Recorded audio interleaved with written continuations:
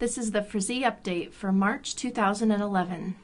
The biggest news this month is Jeff's trip to Bamako to get a container that we shipped from France. On March 1st, I left Kajiolo via bus with two friends, Shek and Ishaka.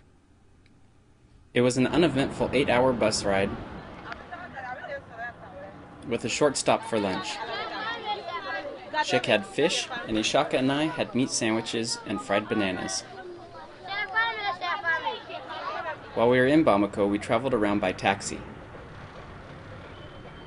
This is the bank where I withdrew 200,000 CFA from an ATM each day for expenses. For 2 days, we crisscrossed the sprawling city and waited in many government offices to get all the permissions we needed so we could send the container to Kajiolo. Shek and Ishaka were invaluable in helping me avoid large fees, kinda like bribes, kinda like extortion, but that's another conversation. On the third day, we were able to load the container and take it to a waiting truck that would drive down to Kajiolo the next day.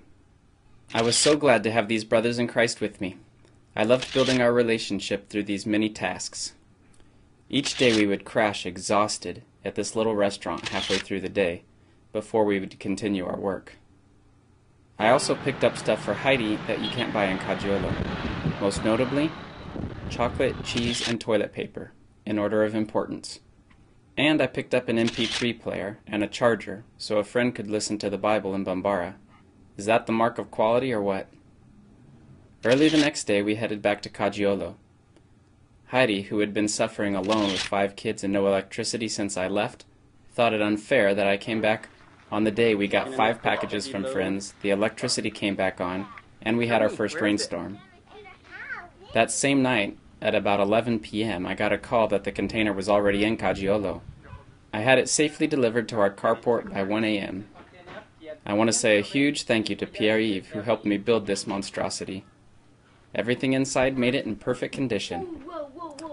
Oh yeah, and I also got Heidi a moto while I was in Bamako. Keep praying for us.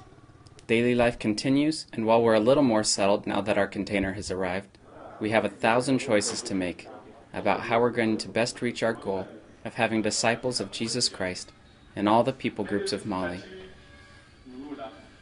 As Paul instructed Timothy, devote yourselves to prayer and quiet, obedient lives. Grace be with you.